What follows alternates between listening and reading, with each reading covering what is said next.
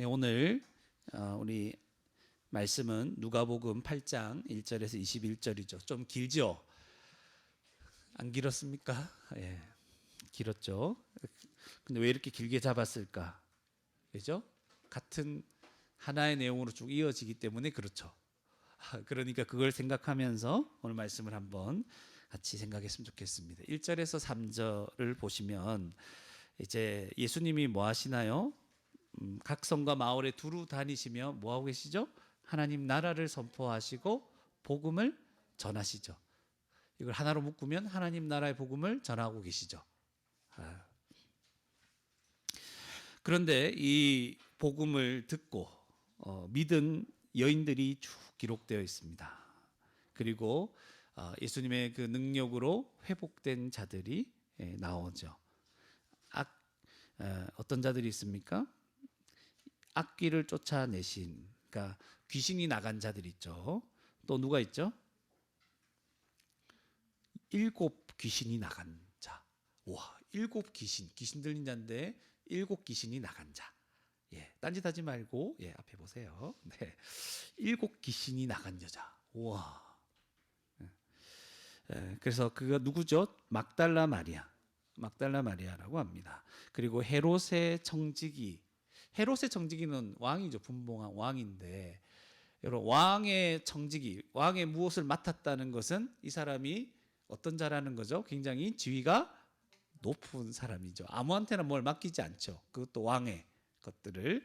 그러니까 굉장히 지위가 높고 굉장히 부러울 것이 없는 인생을 살아가는 자. 그 사람이 누구라고요? 구사. 그런데 구사가 아니라 그 아내. 구사는 약간, 그죠? 뭐 누군지 몰라요. 아닐 수 있어요. 예수님을 따르거나 믿는 이런 사람이 아닐 수 있어요. 근데 그 아내가 이렇게 부를 곳이 없고 세상의 모든 권력을 가진 자처럼 살아가는 자의 아내가 뭘 들었죠? 복음을 듣고, 하나님 나라의 복음을 듣고 지금 변화된 거야. 수산나도 나오고 그 여자뿐만 아니라 다른 여자가 함께 뭐 했다고 그러죠? 자기의 소유들로. 그들이 누구예요? 예수님과 12 제자들. 복음을 전하는 자들을 자기의 소유로 섬기고 있는 거예요. 그래서 하나님 나라 복음이 지금 전파되고 있죠. 그죠? 지위 고하를 막론하고, 그죠? 귀신 들린 자부터 죄인 모든 사람에게 전파되는데, 그들이 복음을 믿으면 어떻게 돼요? 이렇게 변화되는 거예요. 놀라운 일들이 일어나고 있습니다. 그러면서 4절에서 15절까지 예수님 비유를 말씀하십니다. 사람들이 각 동네 사람들이 막 나오니까 예수님이 비유로 말씀을 해주시는데, 씨 뿌리는 비유입니다. 이 씨 뿌리는 비유는 크게 분류하면 이런 거예요. 땅에는 몇 가지 종류의 땅이 있다? 크게 분류하면 2가지예요. 앞에 3가지를 하나로 묶고 뒤에 1가지가 하나로 묶여지는 거죠. 크게 분류하면 2가지 종류의 땅입니다. 무슨 땅? 결실하지 못하는 땅과 결실하는 땅, 이렇게 나뉘어지는 거예요. 이 상황이 어떤 상황이냐면, 씨가 막 뿌려진다. 씨를 막 뿌리고 있대요. 씨 뿌리는 자가 막 뿌리고 있습니다. 그래서 이 뿌려지는데 어떤 땅에 뿌려지는가에 따라서 결실하게 되는지 못하게 되는지가 이제 결정되죠. 근데 씨는 뭐예요? 하나님 말씀, 하나님 나라의 비밀. 9절에 보면 이제 하나님 나라의 비밀 이렇게 얘기하기도 하고, 복음. 아까 우리 1절에서 예수님 뭐 하셨다고요? 복음, 하나님 나라를 선포하셨죠. 이 다 연결되고 있죠. 지금 1에서 3절과 지금 비유가 연결되고 있음을 여러분 눈치채셔야 됩니다. 그래서 그런데 이제 약간 좀 약간 이해가 안 되는 게 하나가 나타나죠. 10절 하반절에 보시면 비유로 말씀하시는데, 그들로 보아도 보지 못하고 들어도 듣지 못하게 하신다. 아니, 비유로 실컷 얘기해놓고 뭐 들어도 듣지 못하게 할 바에야 왜 이렇게 얘기하십니까? 이것은 여러분 제가 설명해 드릴게요. 이런 걸 이해할 때는 확실한 것부터 딱 생각하고 해석하기 시작하면 어렵지가 않습니다. 확실한 게 뭘까요? 하나님은 사람들이 복음을 깨닫지 못하기를 원하실까요? 아니죠. 그럼 이걸 딱 확실하게 붙잡아야 돼요. 하나님은 사람들이 복음을 깨닫지 못하기를 바라시는 분이 아닙니다. 이걸 바라는 자들은 누구예요? 12절에 마귀가 있죠. 길가에 뭐 나오는 마귀가 있죠. 마귀가 이걸 원하는 거예요. 깨닫지 못하기를. 그래서 마음에서 빼앗아 가는 거죠. 그러니까 이런 거 확실한 것부터 딱 붙잡으면 되는 거죠. 그래서 예수님이 전하시는 복음을 받으려고 하지 않는 자들은 어떻게 된다고요? 결국 깨닫지 못한다는 의미입니다, 이게.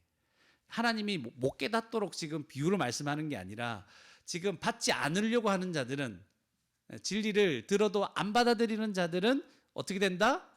깨닫지 못한다. 뭐처럼? 앞에 결실하지 못하는 땅처럼. 세 가지 마음에 밭이 나오죠. 땅이 나오죠. 이런 것처럼 결국 못 깨닫는다, 이 얘기를 하는 거예요. 그러니까 우리가 조금 착각을 하는 거예요. 그러니까 이런 부분이 약간 못 깨닫게 하시려고 하나? 아닙니다. 주님은 깨닫기를 원하십니다. 아시겠죠? 예. 그래서 결실하지 못하는 땅은 첫 번째 뭐죠? 길가죠, 길가. 목사님이 이 아까운 씨를 왜 길가에 뿌립니까? 왜 길가에 이 씨를 뿌립니까? 여러분 상황 이해하셔야 돼요. 당시에 이제 밭은 이렇게 밭이 있다고 합시다. 길이 따로 있습니까? 길이 따로 없어요. 따로 있는 길도 있지만 이 밭에 사람들이 계속 다니면 뭐가 돼요? 길이 되죠. 이해갑니까? 그 밭 아래에 돌이 있으면 바위 위가 되는 거죠. 그리고 거기에 가시덤불이 생기면 가시떨기가 되는 거예요. 그러니까 이게 별로 이게 이상한 게 아니에요. 그래서 씨가 길가에 이제 떨어지는, 그래서 길가에 떨어져 사람들이 막 다니면 그 밭이 맨들맨들해지 단단해지잖아요. 그게 길가가 되는 거예요. 길가에 떨어짐에 밟히죠, 밟히는 거예요. 왜냐하면 들어가지를 못하니까. 싹쏙 들어가야 되는데 못 들어가죠. 공중의 새들이 먹습니다. 목사님, 우리나라 보니까 이렇게 씨를 뿌리지는 않던데요. 우리나라는 보니까 이렇게 한번 쭉 갈아엎고 그 씨를 어떻게 하죠? 확 심어버리죠. 심죠. 심고 흙을 덮죠. 근데 여기에서의 이 농사 방법은 뿌리는 방식입니다. 그런 방식이 있습니다. 여러분 기술 배울 때 이런 게 나오나요? 옛날에 나왔는데, 그죠? 뿌리는 농사 방식, 심는 거 있고 뭐 이런 게 다 있어요. 그죠? 저는 해보진 않았어요. 그래서 이런 것들을 뭐라고 하죠? 길가에 떨어지니까 밟히고 공중의 새들이 막 와서 먹기 좋죠. 바깥에 있으니까 길가에. 말씀을 들었지만 마귀가 그 사람이 믿어 구원을 받지 못하게 하려고. 마귀는 우리가 말씀 들을 때 믿는 걸 원하지 않습니다. 우리 청소년들하고 우리 주일학교 학생 잘 들으세요. 또 우리 어른들도 마찬가지죠. 말씀 못 듣게 하려고 마귀가 온갖 힘을 다 발휘하고 있어요, 지금. 그죠? 마음이 딴 데 가 있을 수 있도록. 뭔가 하나 그날 깨달았어요. 와, 진짜야? 깨달았는데 예배 끝나자마자 그냥 잊어버리게. 와, 나 이 게임 해야 되겠다. 나 갑자기 화나는 일이. 왜 나를 자극해? 화나는 일이 벌어지고 온갖 일들이 많아지는 거죠. 어른도 마찬가지죠. 바위 위에 있다는 거 뭐예요? 바위 위에는 약간 흙이 약간 덮여져 있는 거예요. 근데 싹이 났다가 흙이 약간밖에 없으니까 습기가, 물이 머물러 있을 수가 없죠. 말라버리는 거죠. 그게 이 말은 말씀을 들을 때 어떻게 듣는다고요? 일단 땅으로 들어가요, 씨가. 그래서 기쁨으로 받는 거예요. 와, 말씀 들을 때, 와, 진짜입니까? 진짜입니까? 좋아요. 그런데 뿌리가 없죠. 시련을 당할 때 돌아서 버립니다. 좀 어려운 일 생기면 그냥 안 믿는 거죠. 가시떨기는 뭐예요? 말씀을 들었지만 여러 가지 염려, 살아갈 때 여러 가지 염려와 재물에 마음 맡기는 거죠. 향락의 기운이 맡겨서 결실하지 못하는 거죠. 여러분, 여기서 결실하지 못한다는 게 뭔지 알아야 돼요. 결실하지 못한다는 것은 이 복음이 선포될 때 열매를 맺는 게 뭘까요? 복음이 선포될 때 열매를 맺는 그 열매는 뭘까요, 여러분? 제일 중요한 거. 복음 선포했을 때 열매를 맺으면 뭐가 돼요? 구원받는 거죠. 그럼 결실하지 못하는 건 뭐예요? 구원을 못 받는 거예요. 아시겠죠? 제일 중요한 거, 복음이 이렇게 뿌려지고 있어요. 그런데 열매를 못 맺어 구원을 못 받는 거예요. 그러니까 이 교회에 와서 이런 말씀을 듣고 있잖아요. 그런데 말씀을 다 들었는데 제 어릴 때부터 교회 다녔는데 나중에 지옥 가 있어. 열매를 못 맺었다는 거예요. 결실하지 못한다는 게 그런 의미입니다. 그 이유는 길가, 바위, 가시떨기 세 가지 이유 때문에, 여러 가지 이유 때문에 결국에는 교회는 다녔지만 믿지 못하는 거예요. 구원을 못 받는 거예요. 그리고 뭐 나중에 나아가서는 이제 성화 이런 부분도 얘기할 수 있을 것입니다. 예수님이 하나님의 아들 메시아임을 깨닫게 되는 거죠. 예수님이 그냥 아저씨가 아니었구나, 메시아였구나, 나를 구원하러 오셨구나, 이걸 깨달아서 믿음으로 구원받는 거죠. 그렇다면 이제 복음을 들었는데도 결실 못한다는 것은 안타깝게도 구원받지 못하는 것입니다. 그런데 이제 두 번째 땅이 있죠. 결실하는 땅이 있죠. 열매를 맺는 땅이 있어요. 무슨 땅이에요? 좋은 땅. 좋은 땅이죠. 몇 절에 있습니까? 15절에 있죠. 8절에도 있지만 15절에 좋은 땅에 있다는 것은 어떤 거죠? 착하고 좋은 마음으로 말씀을 듣는 거예요. 그냥 예배 언제 끝나? 이렇게 듣는 게 아니고 지겨워 죽겠네 이게 아니고 착하고 좋은 마음으로 오늘은 어떤 말씀을 들을까? 이 말씀이 도대체 무엇을 얘기할까? 듣는 거예요. 그게 착하고 좋은 마음이죠. 그래서 들었을 때 이제 그 말씀을 끝까지 온갖 유혹과 뭐 이런 것들이 많겠죠. 끝까지 참고 지켜서 그 말씀을 생각하고 또 생각하면서 결국은 열매를 맺는 것을 의미합니다. 그래서 이 비유는 무엇을 얘기하는 거냐 하면 복음이 선포될 때, 하나님 나라의 비밀이 선포되고 있을 때, 여러분의 집 복음이 선포되고 있는 거예요. 이거 선포될 때 어떻게 하라고요? 착하고 좋은 마음으로 잘 들으라. 그리고 잘 들으면 결실하게 된다는 거예요. 복음이 선포될 때 들으라. 잘 들으라. 자지 말고 들으라. 뭐 이런 얘기요. 딴짓하지 말고 들으라. 예. 그런데 여기서 끝나는 게 아니죠. 갑자기 등불 비유가 또 하나 비유를 말씀하십니다. 16절에서 몇 절이요? 18절. 또 비유를 말씀하시는데 등불이죠. 왜 등불 비유를 말씀하실까? 앞에 비유와 연결되어 있겠죠. 등불은 어디에 둡니까? 등불이 잘 비춰지게 하려면 위에 둬야죠. 위에. 등경 위에. 그러니까 불을 올려놓는 위에다가 해야 사람들이 그 빛을 보고 이제 뭐 넘어지지 않거나 갈 수 있잖아요. 빛을 보잖아요. 그러면서 등경 아래 밑에 숨겨놓지를 않는 거예요. 그 말은 뒤에 보시면 숨은 것 이렇게 나와요. 17절. 숨은 것이 장차 드러나지 아니할 것이 없고 감추인 것이 장차 알려지고 나타나지 않을 것이 없다. 드러난다는 건가요? 안 드러난다는 거예요? 숨은 것은 뭐예요? 비밀이죠. 비밀은 무슨 비밀일까요? 앞에 나왔는데 복음, 하나님 나라 비밀이잖아요. 하나님 나라 이 비밀, 원래부터 이게 뭔지 못 깨달았었는데 하나님께서 이 비밀을 어떻게 하신다? 드러내신다는 거예요. 드러내신다는 거예요. 이 복음은 등경 위에 두는 거예요. 사람들이 다 들을 수 있도록. 말씀이 뿌려지는 거하고 똑같죠? 똑같죠. 그래서 이것을 이 등불이 비춰질 때 어떻게 하라고요? 18절에 너희가 어떻게 들을까 이렇게 나오죠. 어떻게 들을까? 스스로 삼가라. 다른 말로 하면 주의 깊게 들으라. 정신 차리고 들으라. 이런 거예요. 잘 들으라. 좋은 땅과 같은 말이에요. 그러면서 뒤에 무슨 말이 있죠? 스스로 삼가. 누구든지 있는 자는 받겠고 있는 자는 받겠고 없는 자는 있는 것까지 빼앗기를. 너무한 거 아닙니까? 없는 자 또 있는 것까지 빼앗긴다는 말은 뭐예요?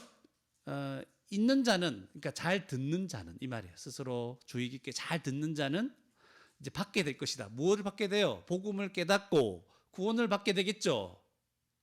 근데 없는 자는 안 듣는 자예요. 거부하는 자. 복음이 선포되고 막 들려지고 있는데 이거 안 들어. 그냥 지겹다고 안 들어. 내한테 안 맞다고 안 들어. 안 듣는 자는 어떻게 돼요? 없는 자는 그 있는 것도 무엇이 있어요? 바리새인이나 서기관들 원래 율법이나 하나님 말씀 알았습니까? 몰랐습니까? 알았잖아요. 그 있는 것도 다 빼앗기는 거죠. 결국 구원을 받지 못하는 거죠. 결실하지 못하는 거예요. 이해가시죠? 다시 할까요? 이해가시죠? 그런 겁니다.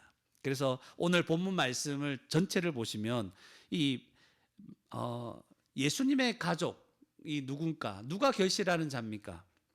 이 19절부터 21절까지 나오는 하나님의 말씀을 듣고 행하는 자들이 예수님의 가족이다. 이렇게 얘기 나오죠. 누가 이제 가족이 왔다. 어머니와 동생들이 당신을 보려고 왔다. 이렇게 얘기하니까 누가 내 가족이냐. 이렇게 얘기하시면서 말씀을 듣고 행하는 자다. 그죠? 하나님이 말씀을 듣고 말씀을 주의 깊게 듣는 자를 어떤 자로? 자기 가족으로 삼으시는 거죠. 그래서 말씀을 듣고 행하는 자, 오늘 본문에 누구 나옵니까? 이 1절에서 3절에 나오는 여인들. 이제 아시겠죠? 그 제자들과 그 여인들이 복음이 선포되었을 때 듣고 따르는 자들이죠. 그리고 비유로 얘기하자면 결실하는 자들. 그리고 어떻게 들을지 삼가 주의해서 듣는 자들. 이들이 다 말씀을 듣고 행하는 자들입니다. 그래서 오늘 말씀에서 우리 한 3가지만 제가 말씀드리고자 합니다. 첫 번째는 오늘 본문 전체의 주제와 관련된 것인데요. 하나님은 복음을 선포하셔서 죄인을 구원하시기 원하십니다. 하나님은 복음을 선포하셔서 죄인을 구원하시기 원하십니다. 여러분, 하나님이 즉 예수님이 여기서만 이렇게 복음을 전하는 게 아니고 하나님은 처음부터 지금까지 복음을 끊임없이 전하셨습니다. 죄인들에게 끊임없이 복음을 선포하시고 그들이 구원받기를 바라셨습니다. 창세기 3장에서부터 죄를 지은 아담에게 뭘 약속하셨죠? 여자의 후손이 뱀의 머리를 상하게 할 것이다. 구원을 약속하셨습니다. 처음부터 죄를 지은 아담에게서부터 구원을 약속하셨고, 그리고 노아의 홍수 보세요. 노아의 홍수 때 사람들이 심하게 타락했죠.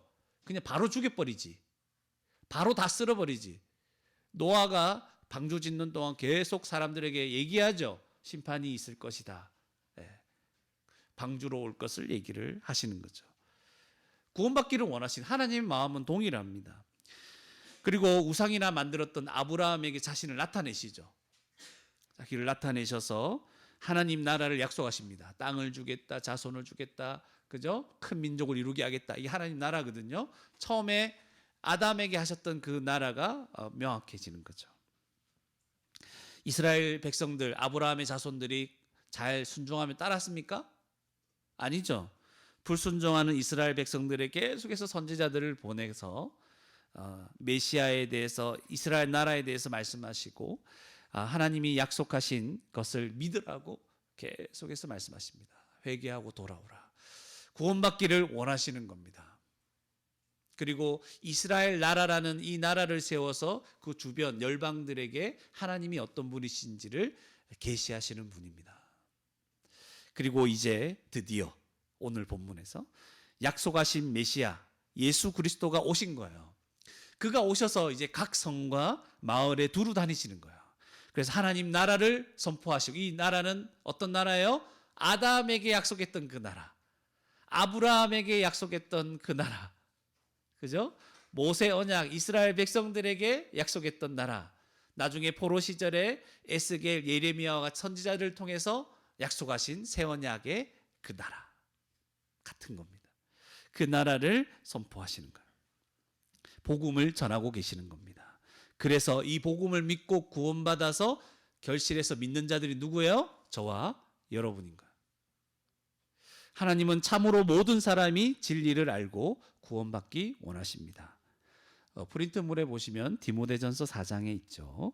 2장 4절에 보시면 하나님은 모든 사람이 구원을 받으며 진리를 아는 데 이르기를 뭐한다? 원하신다. 아까 하나님이 약간 몰랐으면 좋겠다, 그게 아니라 그랬죠. 하나님은 다 구원받고 진리를 알기를 원하시는 분입니다. 그리고 하나님은 그래서 이 비유를 말씀하시는 것 중에 중요한 게 뭐냐면, 하나님은 뭐 하시는 분이다? 씨를 뿌리신다는 걸 계속해서 뿌리십니다.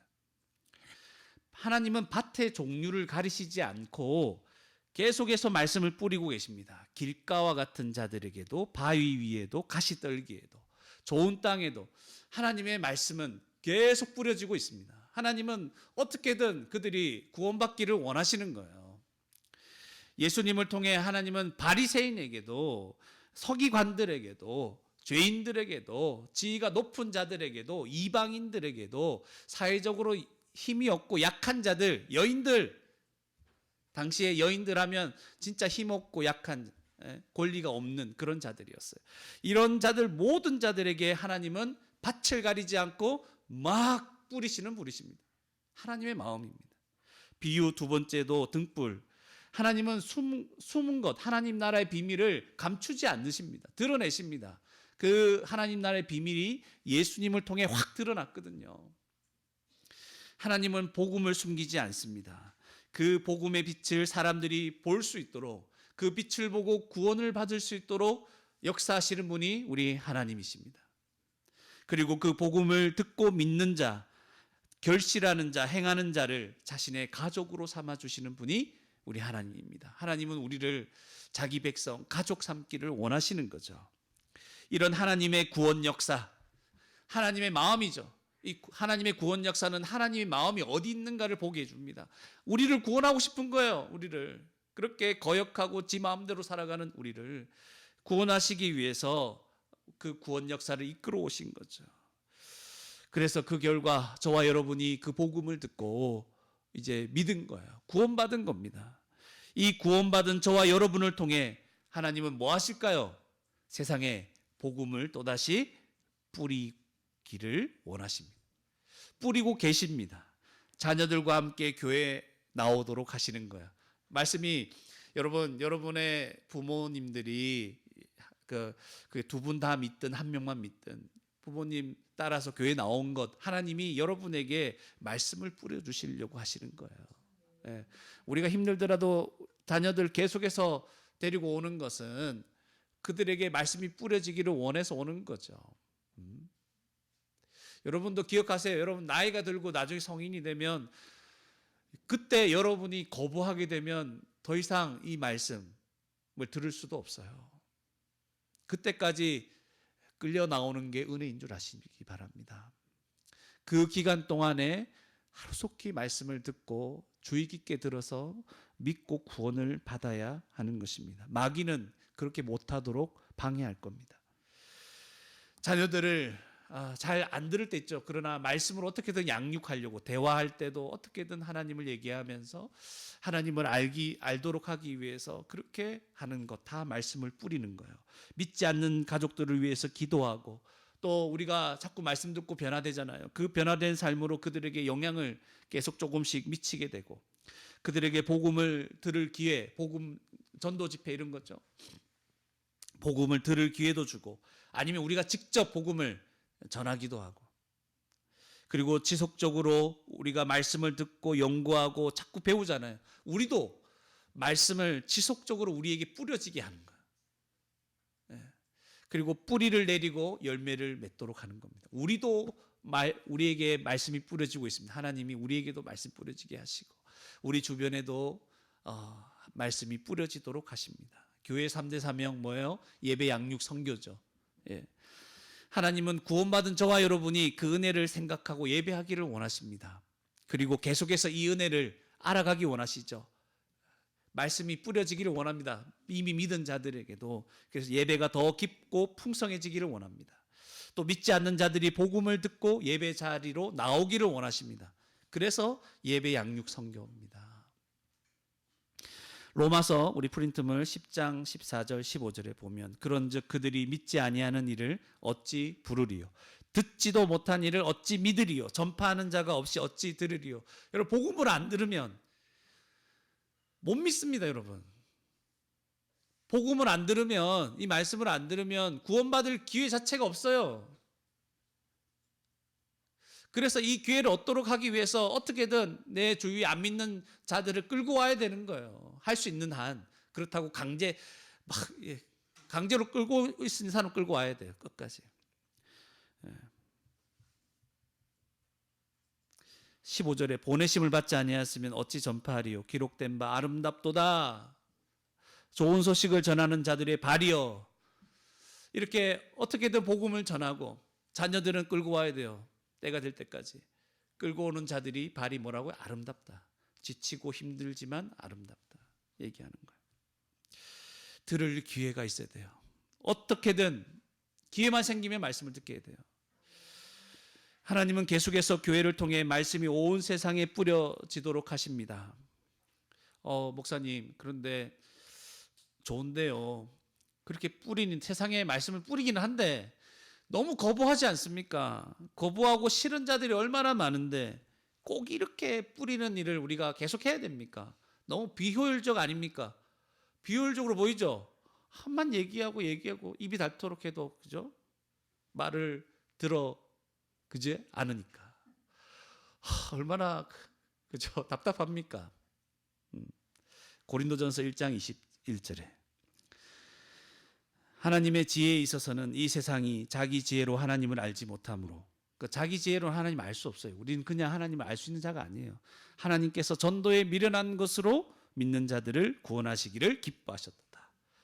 하나님의 지혜입니다. 네. 어떻게든 듣게 하는 게 하나님의 지혜라는 거죠.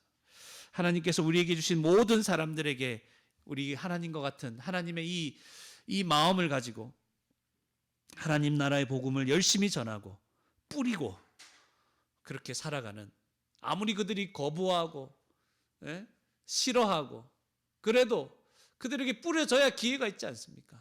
하나님이 이런 방식을 통해서 그들을 구원하시겠다고 하는데 이거 손 놓고 있으면 우리 안 되는 거잖아요. 이렇게 전하며 뿌리며 말씀을 뿌리며 살아가는 저와 여러분이 되기를 바랍니다. 두 번째는, 하나님은 죄인이 복음을 주의 깊게 듣기를 원하십니다. 하나님은 죄인이 복음을 주의 깊게 듣기를 원하십니다. 하나님은 복음을 주의 깊게 듣기를 원하신다는 거예요. 비유 첫 번째, 씨 뿌리는 비유를 보세요. 착하고 좋은 마음으로 말씀을 듣고 어떻게 한다고요? 지키고. 왜냐하면 지킨다는 거는 빼앗아가는 게 있다는 거잖아요. 인내하고 못 참게 된다는 거예요. 너무 힘들어서 인내함으로 결실한다. 여러분, 하나님의 말씀은 온 세상에 뿌려지고 있지만 그렇다고 무조건 결실하는 게 아니죠. 좋은 땅에 뿌려질 때 100배의 결실을 맺습니다. 보통 풍성한 수확이라고 했을 때 7배에서 10배가 적당하다고 합니다. 그런데 이 100배라고 한다는 것은 뭐예요? 일상적으로 기대할 수 없는 결실이죠. 제 어릴 때는 정말 엉망이었는데 자라다 보니까 좀 사람이 됐다. 그런 게 아니에요. 그러니까 우리도 약간 좀 깨닫고 철이 들면 변하는 그런 수준이 아니라는 거예요. 복음을 듣고 결실한다는 것은 하나님의 능력으로 불가능한 그런 모습으로 변하는 거예요. 그걸 어떻게 얘기해야 되나? 지렁이가 사람이 되는 거하고 비슷해요. 그런 거예요. 가능합니까, 여러분? 불가능하죠. 착하고 좋은 마음으로 말씀을 듣는 자가 좋은 땅이죠. 말씀을 잘 받아들이는 거예요. 정말 말씀을 잘 받아들이는 거예요. 말씀을 잘 받아들였다는 것은 무슨 말이냐면 이 말씀이 정말 귀하구나, 진짜구나.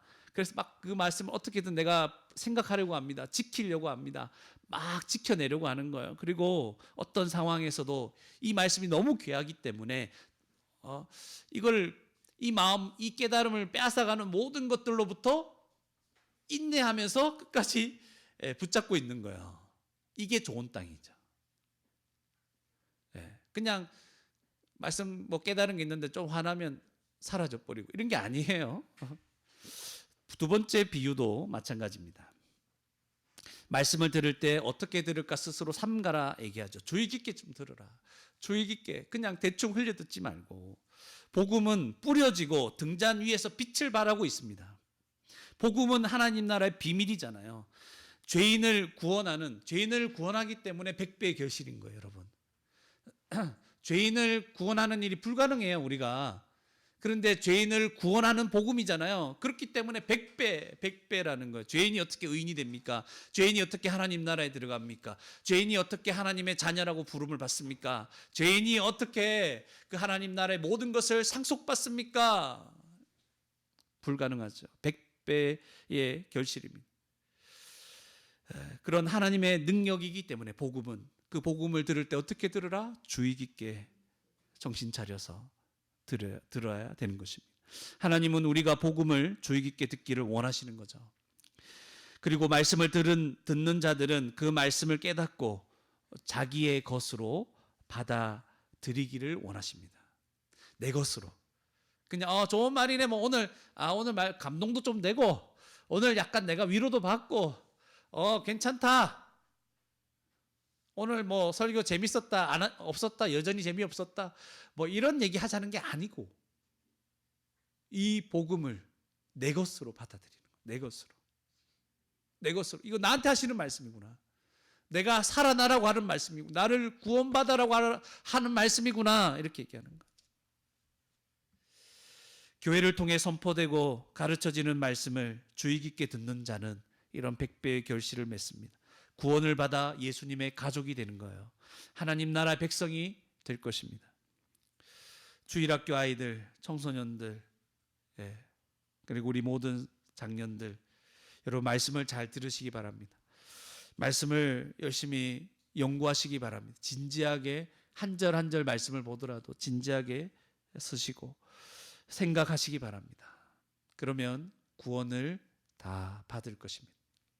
자기의 구원을 애매하게 생각하시는 분이 있습니까? 말씀을 주의 깊게 듣는 자는 다 구원을 받는 100배의 결실을 맺을 것입니다. 이미 믿는 성도들도 말씀을 주의 깊게 들으셔야 됩니다. 구원받은 하나님의 백성의 놀라운 열매들이 삶 속에서 드러나기 시작할 겁니다. 100배로 드러납니다. 하나님 나라의 풍성한 삶을 실제 누리게 될 것입니다.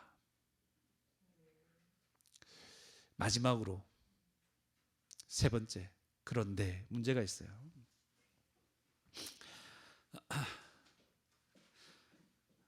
죄인은 복음을 듣고 결실할 수 없는 자입니다. 이게 세 번째입니다. 죄인은 복음을 듣고 결실할 수 없는 자입니다. 그러면 결론적으로 뭐가 되겠어요? 예수님 때문에 결실이 되는 거죠.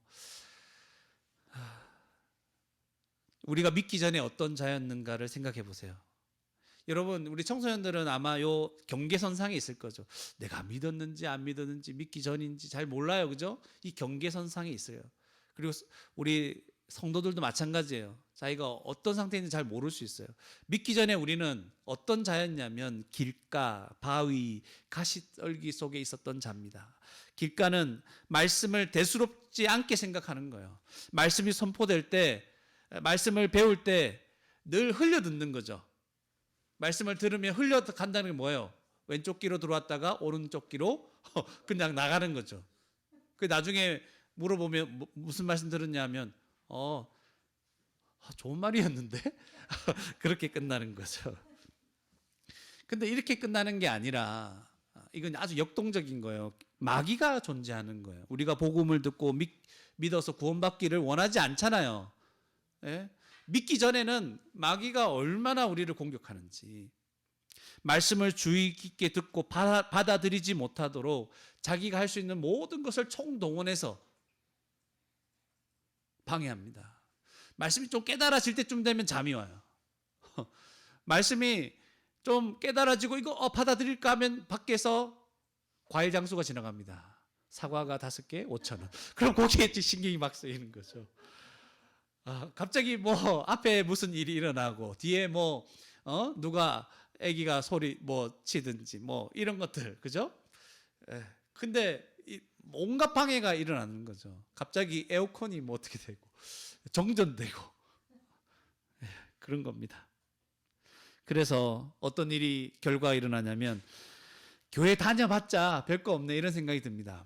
그 청소년 때 실컷 교회 와서 복음을 막 들을 기회를 가졌는데 나중에 또 우리 성도들도 마찬가지, 평생 교회를 다녔는데 와 교회 다녀봤자 별거 없네. 그래서 교회에 왔다가 떠난 자들이 많습니다. 예, 길가죠. 그런 자들이 우리였습니다. 우리도 하마터면 교회 떠날 뻔, 믿기 전에 떠날 뻔 했습니다. 바위 위였죠. 어떤 사람은 말씀을 들을 때 정말 좋아합니다. 정말 그렇구나. 예수님이 나를 구원했다니 이 큰 은혜와 사랑, 와 어찌할까, 이렇게 반응합니다. 복음 듣고 너무 좋아하는 거예요. 너무 좋아해. 너무 좋아할 때 약간 걱정해야 돼. 우리는 바위가 아닐까. 그 뿌리가 없어서 시련을 못 견디죠. 무슨 말이냐면 복음 듣고 좋아하다가 우리한테 아무 일이 없으면 아주 평안할 때는 하나님 잘 믿는 것처럼 보여요. 그리고 본인도 그렇게 잘 믿을 것 같아요. 나 이제 이렇게 예수님 믿었으니까 계속 믿을 거라, 이런 착각에 빠지고 있어요. 그런데 믿음으로 살려고 할 때 내 뜻과 자기 뜻과 맞지 않는 일이 발생하거나 마음에 좀 불편한 일이 생기면, 불편해. 예수님 믿고 살아가는 게 처음엔 좋았는데 불편한 일이 생기면 내가 괜히 믿었나? 내가 잘못 믿었나? 내가 이러려고 믿었나? 괜히 믿어가지고 내가 이러지도 못하고 저러지도 못하나? 이런 생각이 드는 거예요. 하나님을 믿는데 어려운 일이 생기면 원래 하나님을 더 신뢰하고 주님이 이런 분이기 때문에 하나님 앞에 엎드려야 되는데 그렇게 하지 않고, 어려운 일이 생기면 하나님을 원망하면서 탁 돌아서는 거죠. 하나님이 나를 위해 나의 문제를 해결해 주시고 내 소원을 이루어 주시는 그런 역사를 하시면 좋아요. 괜찮아요. 나를 위해 역사하시니까 박수 하나님께. 예배도 드립니다. 기쁘게. 이런 헌신 저런 헌신 하려고 합니다. 그런데 내가 주님을 위해 희생하고 헌신하는 것은 못 받아들이는 거예요.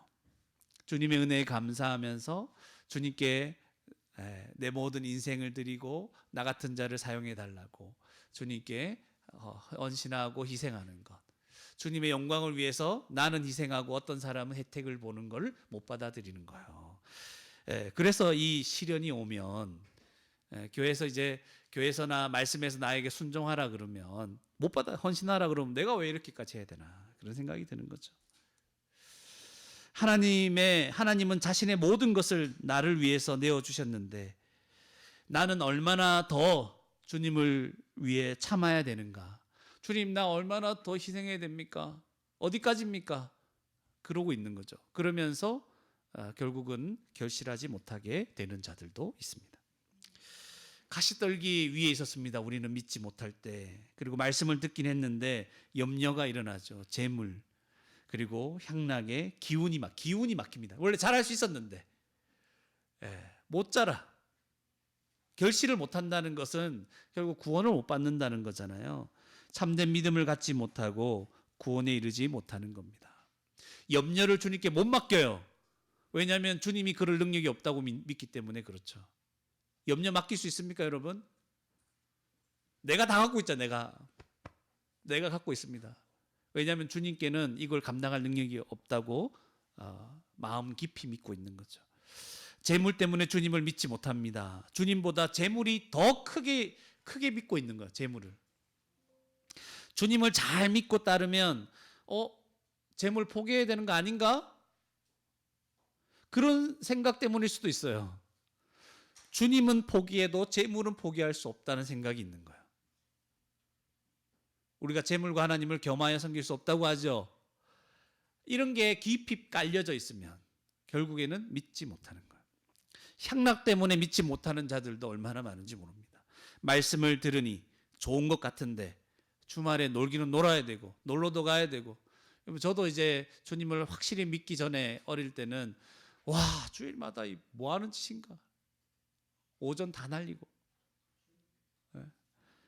다른 사람 다 즐겁게 놀러 가는 것 같은데 나는 놀러도 못 가고, 그런 생각이 한동안 들었었어요. 주님을 확실히 믿기 전까지. 내가 예수님 믿으면 하고 싶은 거 마음대로 못할 것 같으니까 결국 복음도 거부하게 되는 거죠. 그런 자가 우리였다는 거야, 우리. 과거에 주님 모를 때 우리가 길가, 바위 위, 그리고 가시떨기에 떨어진 그런 모습으로 살아갔습니다. 어떤 방법으로도 주님을 믿을 가능성이 전혀 없었던 자들이 우리라는 거예요. 죄인은 스스로 결실할 수 있습니까? 없어요, 여러분. 없어. 말씀을 받아들이고 그것을 막 지켜내고 할 수 있는 능력이 없는 자가 죄인입니다. 우리는 결실할 수 없어요, 스스로. 복음을 들을 때부터 좋은 마음으로 듣고 싶은 마음이 생긴 적이 없어요, 여러분. 막 이 말씀을 지키고 인내해야 되겠다 이런 말이 생깁니까? 없어요. 그런 마음을 가질 수 없어요. 그런데 경험을 되살려 보면 이상하게 사모하는 마음 생겼죠. 말씀을 들어야 되겠다 마음이 생겼죠. 하나님의 은혜입니다, 그게. 하나님의 은혜입니다. 우리가 하나님 말씀을 들었다고 해서 우리의 의지로 순종할 수 있습니까? 우리가 하나님 말씀대로 순종하며 행하며 살아갈 수 있습니까? 말씀 들었다고 해서 못 살아갑니다. 말씀을 듣고 열심히 노력한다고 되는 문제가 아니라는 거예요, 여러분. 그렇게 되는 문제가 아니에요. 우리는 죄인이고 완전히 다 불가능했던 자들이에요. 이스라엘의 역사가 이걸 다 증명해 주고 있습니다. 이스라엘 백성들 생각해 보세요. 하나님이 시내산에 내려오셔가지고 율법의 말씀을 다 이게 주셨잖아요. 성막 가운데 함께 계시고 그들로 가나안 땅에 들어가게 하시고 그들 가운데 역사하셨지만 그들이 한 일이 뭐예요? 결국 하나님을 떠나고 우상을 섬기는 일이었습니다. 계속 불순종하다가 나라는 망하고 포로로 잡혀갔잖아요. 이스라엘 역사 그 많은 시간이 주어졌는데 그 핵심이 뭐예요? 불순종이에요. 말씀을 듣고 행하는 자가 아니라는 거예요. 결실하지 못하는 거예요. 그 수많은 시간 동안 그들이 스스로의 힘으로는 말씀에 순종할 수 없는 자임을 증거해 주고 있습니다. 그러면 우리는 오늘 말씀을 어떻게 받아들여야 됩니까? 어떻게 해야 복음을 듣고 결신하는 자가 될 수 있습니까? 우리 힘으로는 안 된다는 거죠. 데살로니가전서 1장 6절 프린트본에 있습니다. 너희는 많은 환난 가운데서 성령의 기쁨으로 말씀을 받아. 말씀을 받는 거네요. 그죠? 누가 역사하시나요? 누가 역사하신다고요? 성령께서 역사하시는 거예요. 우리가 말씀을 들을 때 성령께서 역사하십니다. 그냥 우리가 우리한테 맡겨놓고 야 말씀 한번 잘 들어봐. 그러면 결실할 수 있을 거야. 그렇게 얘기하는 게 아니고 말씀을 들을 때부터 성령께서 역사하십니다. 데살로니가전서 2장 13절에도 하나님의 말씀을 받을 때 그죠? 사람의 말로 받지 않냐고 하나님의 말씀으로 받죠. 하나님 말씀으로 받. 이렇게 되는 것도 성령의 역사입니다. 이 말씀이 또한 너희 믿는 자 가운데 역사한다. 말씀이 그냥 가만히 있는 게 아니라 역사하는 거야. 다 성령의 역사를 전제로 하고 있습니다. 말씀을 들을 때 성령께서 역사하시고 성령님의 역사로 우리는 말씀을 들을 때 믿을 수 있게 된 거예요. 모든 것이 하나님의 은혜요. 우리가 자랑할 것이 있다 없다? 없다. 예. 우리는 앞에 세 가지 밭이었어요. 예. 말씀을 주의 깊게 들을 수 없는 자였어요. 그런데 하나님의 은혜로 예수님의 십자가 사역으로 이제 저와 여러분의 마음은 좋은 땅이 되었다는 거야. 지금 예수 믿는 사람, 성령을 받은 자들은 십자가로 우리의 마음이 기경된 거예요. 땅이 뒤엎어지고 좋은 땅이 된 거예요, 여러분.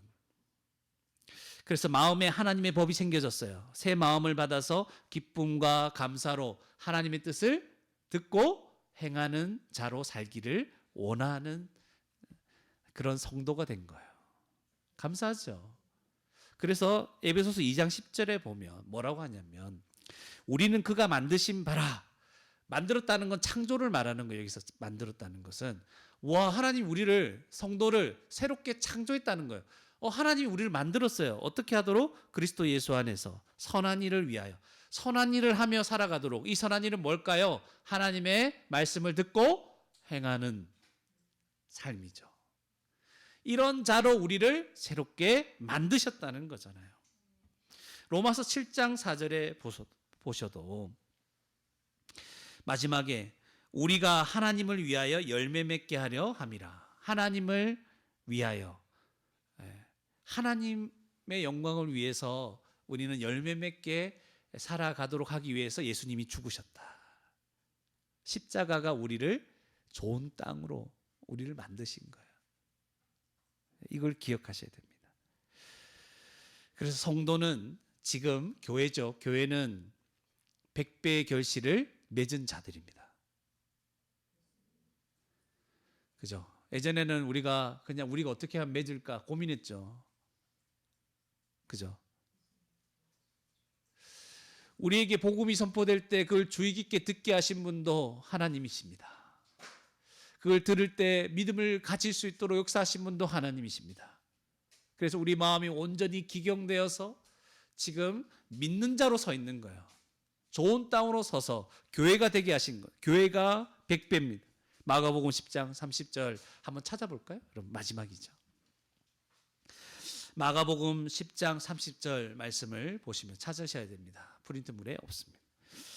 보시면 현세에 있어 집과 형제와 자매와 어머니와 자식과 전토를 몇 배? 100배나 받되 박해를 겸하여 받고 내세에 영생을 받지 못할 자가 없느니라. 또 100배가 나오죠. 그죠? 100배가 또 나오잖아요. 이 세상에서도 우리가 살아있을 동안 100배 받는다. 이게 무슨 말이에요? 교회가 된다는 거예요. 교회로서 살아간 여러분, 혼자 예수님 믿는 사람들은 집에 가도 혈육의 가족은 있지만 진짜 함께 주님을 섬기는 가족이 없잖아요. 얼마나 외로운지 아십니까? 얼마나 힘들고 고달픈 줄 압니까?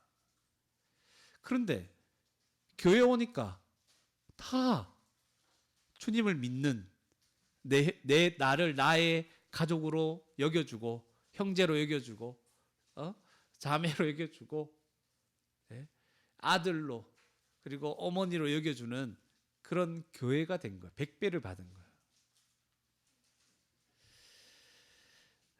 그리고 내세에 우리가 주님 다시 오시는 그날에 영생을 다 구원이죠. 구원. 아까 결실하면 구원받는다 그랬잖아요. 구원을 받지 못할 자가 없습니다. 그래서 여러분, 교회에서 우리가 누리고 있는 모든 하나님 앞에서 성도들과 함께 누리는 복을 생각해 보십시오. 더 이상 하나님의 진노가 없고 하는 모든 것들 생각해 보세요. 여러분, 우리가 아무리 힘들게 살아도 성도는 세상의 모든 사람들보다 행복하게 보입니다. 여러분, 믿는 자들 한번 보세요. 정말 세상에서 찌들고 어렵게 힘들게 고통 가운데 살아가는 성도를 딱 보세요. 그렇지만 세상에서 많은 걸 가지고 살아가는 그 사람들의 얼굴보다 환하게 보입니다. 정말 행복해 보입니다. 제가 볼 때 정말 행복해 보입니다. 우리는 상위, 그걸 뭐라 그러죠? 상위 몇 프로 안에 들어요? 그러니까 상위에 속한 자들이에요. 행복에 관해서는.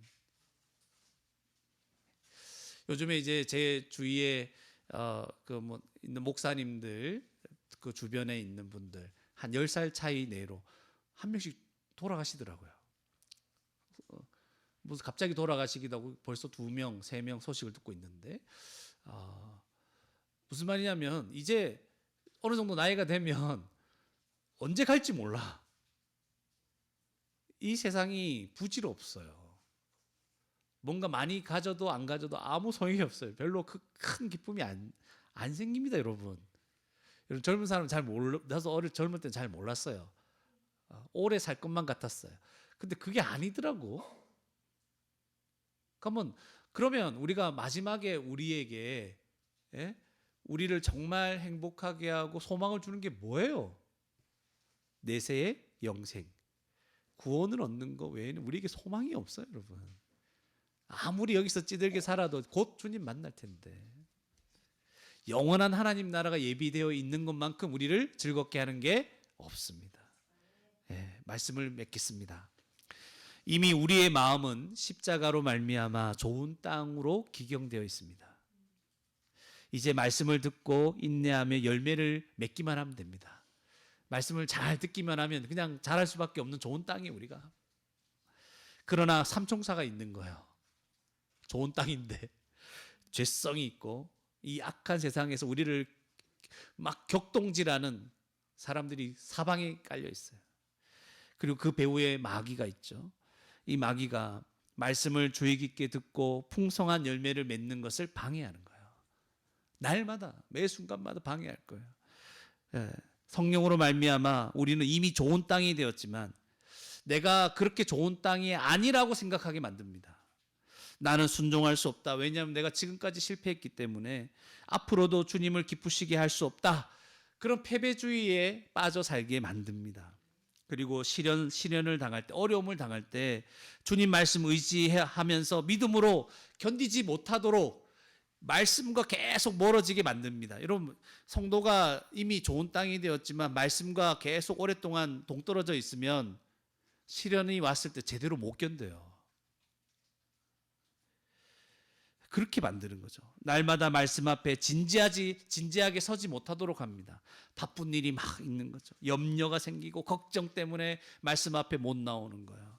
예, 재물에 대한 생각과 집착과 재물을 의지하는 마음 때문에 내가 이거 이게 없으니까 내가 뭐 힘들고 어렵고 막 그런 생각 때문에 말씀이 막 진지하게 안 들어와. 차분하게 안 들어와.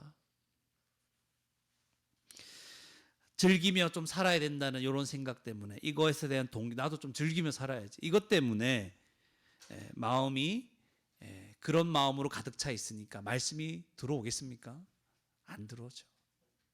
이 귀한 말씀, 소망을 주는 말씀이 내 마음에서 자꾸만 사라지는 거예요. 결국 예수님이 십자가 죽음과 부활로 우리 마음을 좋은 땅이 되게 하셨지만 마치 길가나 바위나 가시떨기와 같은 마음으로 살게 하는 거예요. 이걸 주의하셔야 됩니다. 좋은 땅에 우리는 맞습니까? 예수님 때문에 좋은 땅이 되었어요. 그런데 여전히 길가 같아요. 여전히 바위처럼, 여전히 가시떨기처럼 살아갈 수 있음을 여러분 기억하셔야 됩니다. 그래서 우리 뭐 해야 됩니까? 다시 말씀을 주의 깊게 들어야 하는 것입니다. 믿는 자는 이미 마음이 좋은 땅입니다. 말씀을 들을 때 다시 말씀을 듣는다면, 주의 깊게 듣는다면 뭐가 생깁니까? 내가 받은 은혜, 구원의 간격이 되살아날 것입니다. 다시 말씀을 들으면 주님께 순종하고자 하는 마음이 불릴 듯하게 일어납니다. 그러면 다시 100배의 결실을 맺는 모습으로 회복할 수 있습니다. 회복할 수 있습니다. 여러분, 우리 매일마다 뭐합니까? 평일에 다 함께 DBS 하죠. 여러분 진지하게 하십시오. 집중하십시오. 잠시라도. 목사님 하기 힘들어. 무슨 말인지 모르겠어요. 꾸역꾸역이라도 해요. 제가 얘기할게요. 꾸역꾸역 하세요. 은혜가 안 되는 사람들은 제가 목사로 하나님이 여러분에게 세운 목사로서 다시 얘기합니다. 꾸역꾸역 하세요. 꾸역꾸역. 은혜가 안 됩니까? 안 되게 하세요. 안 되게. 말씀 보세요. 진지하게. 그래서 저는 우리 내년이 2024년이잖아요. 이 내년 한 해 우리가 이걸 좀 정착시키기를 원합니다.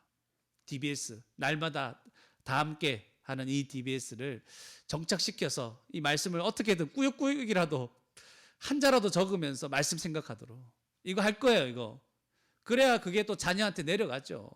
말씀을 기억해야죠. 자꾸 마귀가 와서 다 뺏어가는데 날마다 꾸역꾸역 집어넣어야 됩니다. 이게 어느 정도 정착이 되고 그 다음에 또 발전시킬 겁니다. 설교 들을 때 잘 정리하십시오. 정리하며 들으십시오. 본문에 이 설교 오늘 본문에 관해서 더 이상 의문이 생기는 게 없을 정도로 생각하고 묵상하십시오. 그리고 이제 수련회가 얼마 남지 않았습니다. 수련회 참석하세요. 우리 교회 방향입니다. 참석하세요. 온라인이든 겨울에는 온라인으로 참석해도 됩니다. 한 권씩 수련 때마다 한 권을 떼요. 거의 한 권씩 하나님께서 하시는 말씀에 주의 깊게 그 말씀을 들으십시오. 그래야 살아납니다. 집중해서 말씀 듣는 거, 매주마다 말씀 듣는 거, 날마다 우리 DBS 하는 거, 이런 것들로 우리가 자꾸만 깨어나고 마음의 구원의 간격을 잃어버리지 않고 소망을 가지고 살아가는 거죠. 진리를 받아들여야 됩니다. 그리고 나중에는 우리 통독도 할 수 있으면 통독도 해 나가야 됩니다. 전체적으로 은혜가 클 것입니다. 하나님은 그리스도 안에서 한 몸 된 교회를 주셔서 복음을 주의 깊게 함께 들으며 살도록 하셨습니다. 함께 열매 맺게 하셨습니다.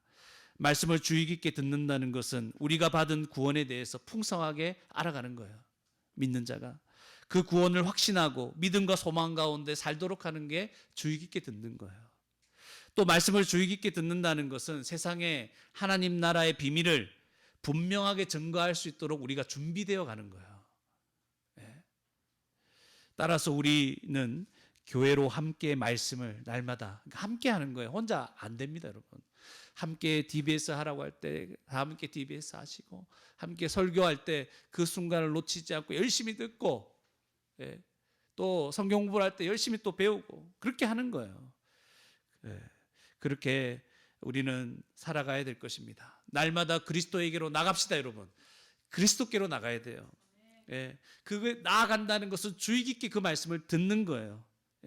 이 말씀은요, 우리를 사랑하시는, 우리를 구원하시려는 하나님의 사랑이 가득 담긴 말씀입니다. 주의 깊게 말씀을 들을 때 복음의 능력을 경험하게 될 거예요. 아, 복음 별거 아니네. 아니에요. 이 복음 때문에 여러분이 하나님 앞에 거꾸로질 거예요. 하나님의 그 사랑 앞에 엎드려질 것이에요. 엎드려질 것입니다. 내가 못할 것 같은 일을 이 말씀 앞에 엎드려질 때 여러분 다 하게 될 것입니다. 말씀을 들으나 결실할 수 없었던, 열매 맺을 수 없었던 자를 그리스도께서 이제 좋은 땅이 되게 하시지 않았습니까? 하나님은 우리에게 교회까지 주셨습니다. 함께 말씀을 주의 깊게 들으라고 그렇게 주셨습니다. 이런 은혜 가운데 살아가는 우리는 그리스도 안에서 예수님의 참된 가족이 된 것입니다. 예수님이 우리를 너는 내 가족이구나. 말씀을 주의 깊게 들으며 살아가는 자, 말씀을 통해서 예수님 믿고 구원받은 자, 그리고 그 이후에도 주의 깊게 말씀을 들으며 행하며 살아가는 자가 여러분 주님이 내 가족이다, 내 자녀다 그렇게 생각하시는 거죠.